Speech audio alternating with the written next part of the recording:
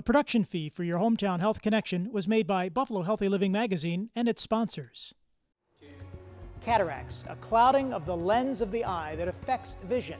Symptoms include blurred vision, dull appearance of colors with a yellow or brownish tint. We often hear of cataracts when you see glare and starbursts while driving or walking at night. What's the most common cause? Aging? The most effective treatment is surgery to remove and replace the lens with an artificial one. And more than 1 million cataract surgeries are performed annually, and more than half of Americans over the age of 80 are living with cataracts, although it doesn't affect people that are just over the age of 80. Although surgery is readily available, according to the World Health Organization, cataracts are one of the leading causes of blindness, accounting for more than 51% throughout the world. So look at this statistic. In the United States alone, over 24.4 million people over the age of 40 are affected by cataracts. As we age and live longer, as many as 50 million Americans will develop cataracts by the year 2050. On this edition of your Hometown Health Connection, we will meet a top specialist with information on the latest technology that will have you seeing more clearly on your Hometown Health Connection.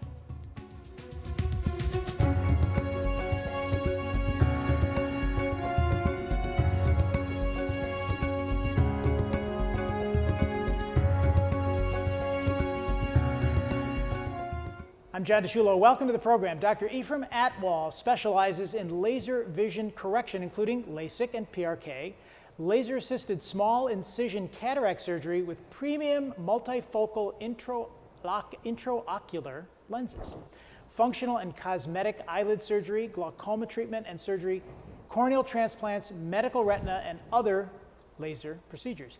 Dr. Atwal is the director of the Atwal Laser Vision Correction and Aesthetic Facility in Cheektowaga, receiving his doctorate from, help me with this name of the organization, Jagiellonian University in Krakow, Poland, completing a fellowship with world-renowned researcher Dr. Herbert Kaufman, an internship in internal medicine at Ochsner Clinic Foundation in New Orleans, with an ophthalmology residency at the Ochsner Louisiana State University School of Medicine in New Orleans. Dr. Atwal is also the medical director of Eye and Tissue Services of Connect Life. So we welcome you to the program. Thanks for having me, John. It's quite an impressive list of credentials there.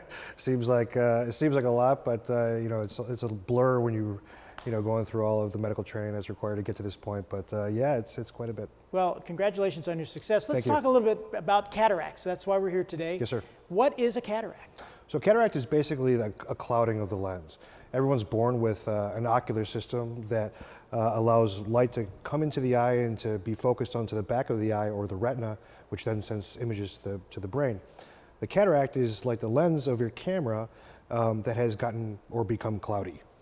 And with what you've done, you're involved with laser surgery. Yes, sir. And that's different than the LASIK surgery that we hear about so much with vision correction. Sure. Explain that difference. Sure. So LASIK and the two are commonly confused. LASIK is a procedure that we perform on the surface of the eye. LASIK or its sister PRK. Those treatments are to correct the prescription that someone is born with or someone develops over time. And so when we're performing laser cataract surgery, we're actually performing laser work on the inside of the eye. And so it's not to treat necessarily the prescription that LASIK is treating, it's to prepare the eye more effectively for cataract surgery. Now, you described something before we came into the studio, which I thought was fascinating, using the example of an M&M piece of candy as to what you do with your technology. Sure. So just like a lens of a camera or the lens you can imagine holding up a little clear disc, it's the shape of a regular M&M. And I find that the analogy works really well with patients because what we're trying to do is we're leaving the candy shell in place when we're effectively performing cataract surgery. But we have to get access to the chocolate, which is the cataract portion, the dirty, cloudy portion of the lens. And we have to get access to that in order to remove it. So we make a little hole on the top of the candy shell, we remove that candy shell, we remove the chocolate and clean up the inside of the candy shell, and then put the new lens on the inside of that shell, and that's essentially the surgery. Wow, interesting. And using the candy makes it sound a little sweeter and a little bit better. Yeah, it's something we all can relate to. People should not be afraid of this, should they? When they hear about all the technology that goes into it, the fear factor should be mitigated because there really is no pain. Well, I think to some extent true, yes. You know, undergoing any medical procedure, there is some risk involved, but certainly with all the advancements that we've made in the technology and in the lenses and in the safety protocols that's required to do cataract surgery, things have become incredibly safe. In fact, it's one of the safest procedures performed worldwide today. Are there different kinds of cataracts? There are, yeah. You can be born with cataracts. You can develop cataracts through trauma, through, you know, if somebody has a blood sugar issue like diabetes, if, you know, certain medications can cause cataracts. There are lots of things that can cause cataracts, but effectively, they all manifest in very similar ways. They affect your life. They affect the amount of, they mitigate the amount of light that's being entered into the eye, or they spin off the light. The light comes in and it scatters the light and it causes lots of issues like that. So you hear about glare. I hear a lot about that from seniors who have gone through cataract surgery. Sure. The glare and the colors and sure. the brightness so, of a television. You know, it might be more difficult to drive at night because the oncoming traffic, for instance, the oncoming headlights scatter the light, and that, you know, prevents a lot of people from feeling comfortable driving. So a lot of times the vision isn't necessarily diminished when it comes to cataract surgery, but your lifestyle is. You know, you effectively don't feel comfortable driving at night because of that oncoming traffic light. The light is the light's scattered by rain, for instance, snowing conditions here in Western New York. All of those things can make you feel uncomfortable, and that's usually an indication for surgery. Does it happen in one, the other, or both at one time? All of those are possibilities. So it could be one, just one. It can be just one. It can be both. It can be fast in one, slow in the other. There's no rhyme or reason. You know, it's interesting because while they're part of your body, two eyes can act very differently, even post-operatively, in terms of, you know, healing time, for instance. So with that, if I'm experiencing some issues with my vision, I should not put this off and say, well, it's going to clear up, or it's a function of age, or I'm tired, or it's my glasses, or my cheaters aren't right. You really need to get checked out. Well, I think once you've been diagnosed with cataracts, yes, that's true. There are a lot of things that people might think their cataracts are forming, for instance, that brings them into the clinic, and sometimes they get a little upset because it's not necessarily the cataract that's causing the change in their vision. It could be a retinal issue like, you know, diabetes or macular degeneration. It could be something as simple as dry eye, which is simple in the fact that it's a simple cause for your vision loss, but it can be very complex to treat. So the cataracts are most commonly what's causing this slow deterioration in vision. But if you find that your vision is fluctuating throughout the day, it might not be the cataracts, it could be something as simple as dry eye. And you shouldn't put anything off if you have an issue. No, but for sure. With that, does cataract issues, do they always lead potentially to blindness? No. You know, blindness is an interesting word because some people think of blindness as just black vision, where there's no light entering the eye whatsoever. The state defines blindness as, you know, a certain vision that you're unable to achieve, for instance. So there's legal blindness, there's, you know, whether or not you can drive legally, whether or not you can see your TV, some people might call that blindness. So it's a difficult word to use in this context, but I will say this, that anytime your vision is compromised to a point where you can effectively live your life or, you know, provide, you know, an income for your family, then certainly there is a level of blindness involved there. What do you do with the evaluation when a patient comes in and says, Doc, I've got a problem? Good question. So yeah, I mean, the initial evaluation is really quite similar across the board for most patients. You know, you're coming in, we're taking a look at your eye, we're checking the prescription of your eye to see if there's any what we call refractive component, which is just the prescription. We want to see the structure of the eye, make sure that the eyes are healthy. You know, cataracts aren't really a disease, they're kind of a normal aging process. You know, I always tell patients, they're very similar to wrinkles. If you live long enough, you're going to get them to some extent, right? And so the evaluation is to ensure that, number one, you have cataracts, and number two, there's nothing that by performing cataract surgery, we're actually improving something. There's no reason to actually perform surgery on anybody if it's not going to offer them a benefit in the end. And do you have to always offer surgery, or are there other courses of action to take? For the cataracts, it's really a surgical option, unfortunately.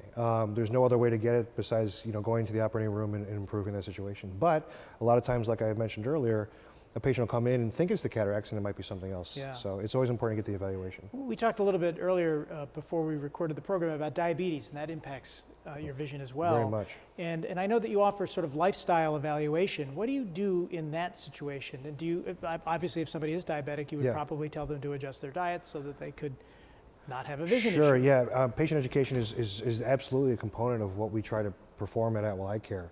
Oftentimes, the blood sugar, for instance, can affect the health of the retina, how the blood flows through the retina, how fluid flows through the retina, which can be devastating for vision loss and oftentimes difficult to treat. It can also affect the lens because you can develop a specific type of cataract that comes with diabetes. It can also swell your vision. It can, throughout the day, your vision can change because of your blood sugar status, for instance. But very much so when we have our lifestyle evaluation, like you had mentioned, it's important to determine how your vision is changing. Is it changing multiple times throughout the day? Is it been a gradual change over the course of several months to years, or is it something that's been happening rapidly? Is it affecting your reading vision, just your driving vision? Right. All of those things add up to allowing us to be able to offer the best options to our patients. Now, I've had glasses since the 4th grade, and Yes, sir. I wear contact lenses, and I have cheaters. I'm 60. Do you find that with cataracts and with vision issues overall, that, because I've had, as probably anybody who is watching could relate, you have to increase the prescription. Years go by, and then it Yeah. turns into bifocal. Do you find that that's something you see in the patient evaluation when they come in at one age and then they come back? Sure. Which could lead to a cataract? It's a very common situation. It's called a myopic shift. And as the cataract grows, because this cataract is not just the lens just changing in its color or appearance, it's actually changing in what we call its morphology. It's actually getting bigger. And as it gets bigger, it changes how light gets bent into the inside of the eye, and so that changes the prescription as time goes on. And most times, your optometrist or your glasses professional will be able to change your prescription in order to improve that. When it gets to a point that it becomes a surgical situation is when we can no longer get you to 20/20.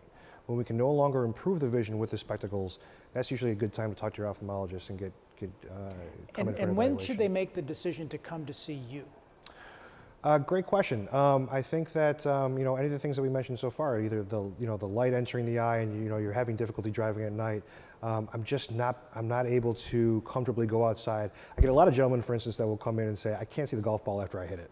That's a very common thing. Our female patients oftentimes say they can't read the book anymore, and the reading is their passion in life. We get a lot of hunters that can't see the sight anymore. So it really depends. That's why the lifestyle questionnaire is so important, because it allows us to determine how is your vision affecting your life. What are the things that you're noticing the most? If it's just run-of-the-day average stuff, people don't really notice it. But when it affects your golf game, all of a sudden it becomes a big issue. Right. Sometimes it hits home. We have about 2 minutes left in this segment, Doc. Yeah. But your dad Yeah. continues to be a pioneer. Yeah. Particularly with the technology. Yeah. And now you're following in his footsteps. Yeah. That must be very interesting to work together and with all of that technology that you bring to the table here in Western New York. Yeah. Dad's always been an inspiration to me and to the family. He always insisted on making the decision based on what benefit it offers to the patient. If it doesn't offer a benefit to the patient, no matter how many bells and whistles are involved, it's not really a good investment for us to make in the practice. And so we use that metric for us in terms of what we decide to invest in. If there is a great enough benefit to the patient, then certainly that's something that we want to pursue. What have you learned from your dad? Oh God, quite a bit. Training. I think during my training throughout all the years, being away from Buffalo was actually quite beneficial, because it allowed me to generate different perspectives on things and learn from different mentors and everything. And when I came home, then there was a whole other new education for me to learn in terms of his style of running things and his style of patient care. I don't think there's an aspect of anything I do in my life that hasn't been influenced by either one of my parents. Yeah. But certainly as an ophthalmologist, Dad has influenced everything I've done. Well, we're going to find out more about what you're doing for the patient. We're going to find out more about what you can do to help yourself if you have cataracts or a vision issue. And before we go to break, some information on where you can connect with Dr. Ephraim Atwal. If you want to connect with Dr. Ephraim Atwal, you can reach him at the Atwal Eye Care and Surgery Center location. They're at 3095 Harlem Road in Cheektowaga. The phone number is 716-896-8831 and online at atwaleye.com. Other Atwal Eye locations are in Tonawanda, Orchard Park, East Amherst, and in Snyder. We'll be right back.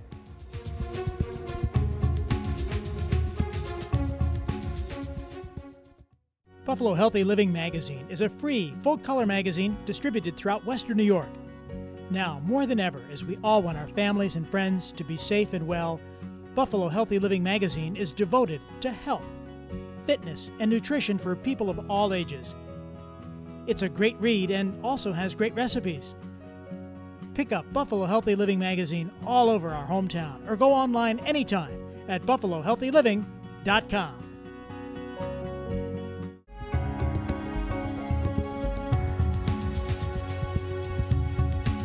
Welcome back to your Hometown Health Connection. I'm John DeSciullo, and we're continuing our conversation with Dr. Ephraim Atwal, talking about cataracts and the latest technology to treat them.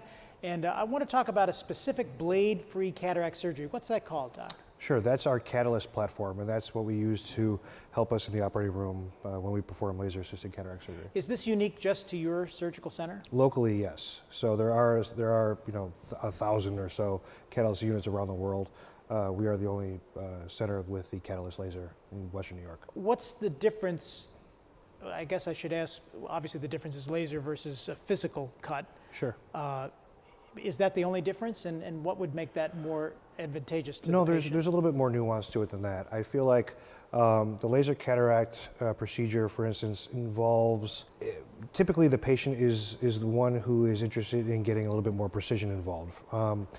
When I talked about that candy shelf, for instance, earlier in the segment, the hole that you make for the candy in the candy shelf to perform the surgery, the laser can find the apex of that candy shelf, for instance, and center the hole around that apex. And while we're only talking about a few, less than millimeters when we're discussing this, the reason it's important is because it allows for the lens to essentially center itself more effectively within the eye.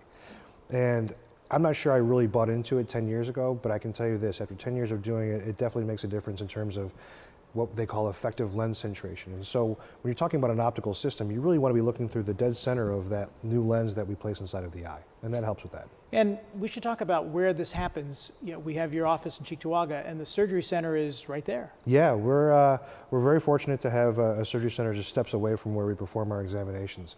Normally patients will walk in and you can make a left to go to Atwal Eye Care, or you can make a right to go to Buffalo Ambulatory Surgery Center, and myself and a lot of other physicians benefit from that facility. Would you suggest doing, if you have cataracts in both eyes, doing them both at the same time? Is it one eye, one at a time? How does that work? Sure. So by convention, we do one eye at a time, and that eye is usually the worst seeing eye. And there's a reason why we don't typically do both eyes at the same time. Most importantly, it's because, God forbid, there should be something that goes wrong with the first eye. You don't want to transfer that issue to the second eye. But there are extenuating circumstances where we will do both eyes. My father, for instance, wanted both eyes done, and so I did both eyes for him. Patients who live far away, for instance, and have difficulty getting to the clinic, just 2 weeks apart, or who have really difficult work schedules, for instance, that's usually a good indication. Patients who might have some mental issues and really can't safely get back to the center without a great deal of personnel to help them get there, yep. I'll usually do that in that yep. case. And is it a follow-up where you have to wear those glasses that have the big dark sides to them? So yeah, so those big glasses usually indicate someone's had cataract surgery or had eye surgery. We like those glasses because they're made of a material that's very impact resistant. So God forbid, a stone's flying through the air in a parking lot. Those do a great job of protecting the eye and the periocular structures to make sure that your eyes stay safe. Right. If it works, it works. It does. Yeah, now, for sure. What can someone expect on the day of surgery? What do you need to do? Yeah, great. Good question. So patients have usually been taking a couple of the eye drops that we use post-operatively a couple days before the surgery as well, just to make the eye a little bit more calm and comfortable for the actual surgery itself. Typically, patients will come in, they'll check in, they'll be interviewed by a nurse who will update all of their medical information and then start the eye drop process to make sure the eyes are nice and dilated for the surgery. And you're going to be awake during the surgery? Yeah, so there's a big, most people don't want to be awake when they're having their eyes operated on. It's tough. And so what we do is something called twilight.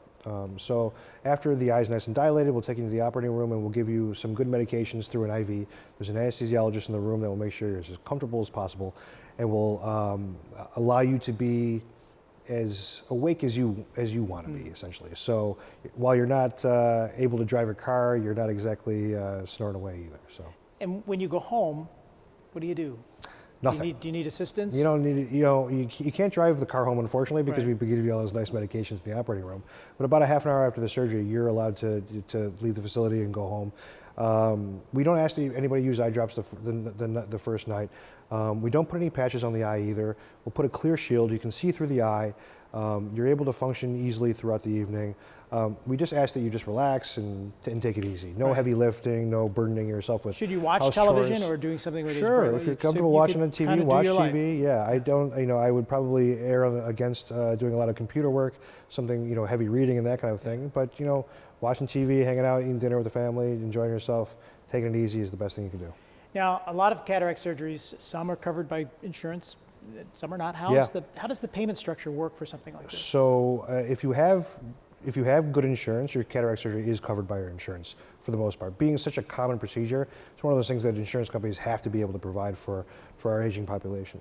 There are some patients who do fall through the cracks, and we do have payment options available. We also have some charitable options that are available for those patients as well. Let's talk about that. Hyperion is one of the options that is near and dear to your heart. Yeah, so it's a new iteration of a lot of the work that we've done throughout the years. You had mentioned my father. My father started doing a lot of charitable works both domestically and internationally, and it was something that I absolutely insisted on continuing in my tenure at the helm of Atwal Eye Care. And it's absolutely something that I insist on doing. There's a lot of patients that have vision issues that can't afford to get it done, that are still working a job or two to put food on the table, and so I don't find that those people with really great insurance should be the only ones that benefit from this surgery. Well, it's great that you're stepping up to help people. We should mention there's a process to go through that to make sure that you are eligible. Yes, and so you can call the number that will allow for to better access to figure out exactly who qualifies and who doesn't. Yeah. Are you finding, not only with your practice with eyes and cataracts and vision in general, but in the medical field overall, people are starting to realize that they need to work it out. They need to do preventative medicine, and they need to be able to pay for it, and they need to get that help. Yeah, it's absolutely. It's important for companies to step up and help people. Yeah, I think so. I think there's been unfortunately the insurance companies have a very for-profit model, and it leaves a lot of people in need. And so the best things you can do are take the decision to take care of yourself seriously. Eat the right foods. Get outside, walk around, get some sunshine. All of those things lead to better, healthy bodies that ultimately need less intervention from pharmaceuticals. Let's go back to the surgery again. So I've gone in, I've gotten the surgery, I'm home. Is there a healing time? Is there a possibility that the cataract could come back in a period of time? Good question. What happens after all of this is said and done? Yeah, so most patients are seeing better that evening. It doesn't take long for the eye to recover. The surgery is really the easiest portion of your day when you come in for your actual surgery.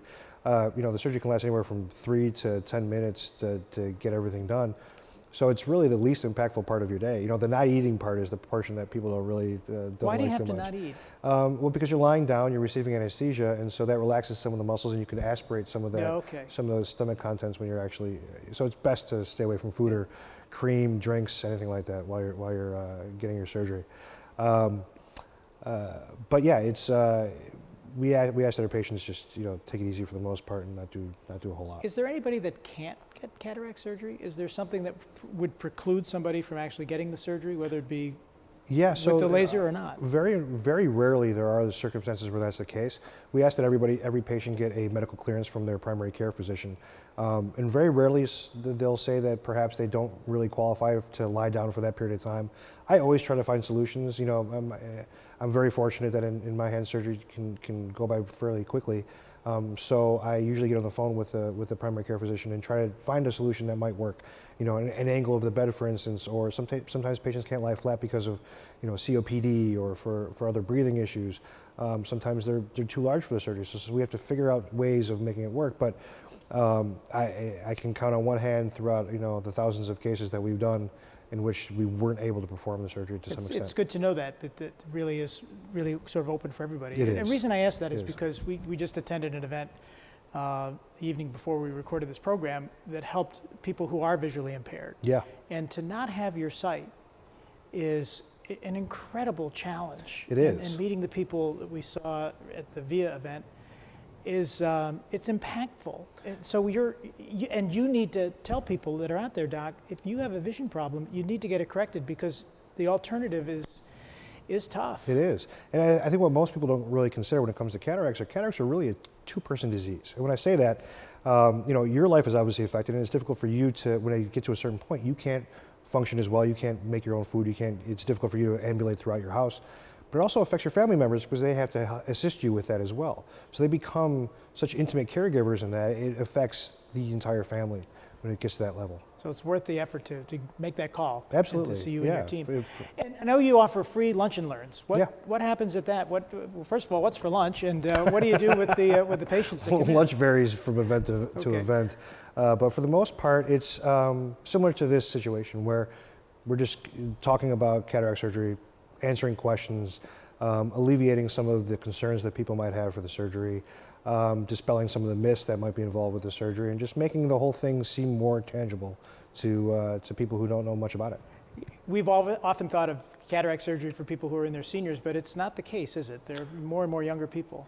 Yeah, I think that, in my medical training, and not so much anymore, but in my medical training, we do pediatric cataracts, and there's a lot of great pediatric surgeons here locally that do young cases of cataracts, but you can get cataracts, anytime during your life. The vast majority of what we recognize as cataracts happen as you get older, but they can happen at any time. Well, what's interesting in the Lunch and Learn is that you get a chance to talk with you. So you have lunch and you get that connection, so you can really make more than just a phone call. Yeah. You can really make that connection to determine whether or not. Absolutely. Do you sign people up right there? And we can sign people up over the phone. We can sign people up. They can come in and they can register. But usually it's over the phone or through the website. What's the waiting time for if somebody says I need some help until the time they get the help? Weeks, days to weeks. It's not very long that we make people wait. Yeah. We used to have charitable events that occurred only in October, for instance. And it's the national organization's site restoration month, basically. And it occurred to me that people need care throughout the year. And these cataracts don't decide to just make themselves known in October. So we, through Hyperion and through the other organizations that we worked through over the years, we end up doing these throughout the year. And so it's not like when people have issues, we sign them up right there and we take care of it. That's important to note. Yeah, you're right. When there's a month that's designated for a certain cause, it doesn't stop the other 11 so months of the year. You shouldn't save all your cases. We were doing that for a little period of time. And, I in retrospect, I feel bad because it's really something that should be done year round. Charity begins, in your backyard, and it's something you should be doing every day. Well, we're going to tell people about the information on the next two Lunch and Learns. Great. And then we hope to have you back, Dr. Ephraim, because there's so much to talk about. Yes, there is. The site is so important. We really appreciate you joining us. Appreciate you having me, John. Appreciate it. Thank you. And thank you. And we're going to have that information on where you can find out more about Dr. Ephraim Atwal. If you want to know more about the upcoming Lunch and Learn, it is Wednesday, October 12th, and also Tuesday, November 8th at noon at Atwal Eye Care. And they're at 3095 Harlem Road in Cheektowaga. Reserve your spot online at atwaleye.com. You can enjoy lunch and great conversation. And you can call them at 716-896-8831. Thanks for watching your Hometown Health Connection. Be safe and be well.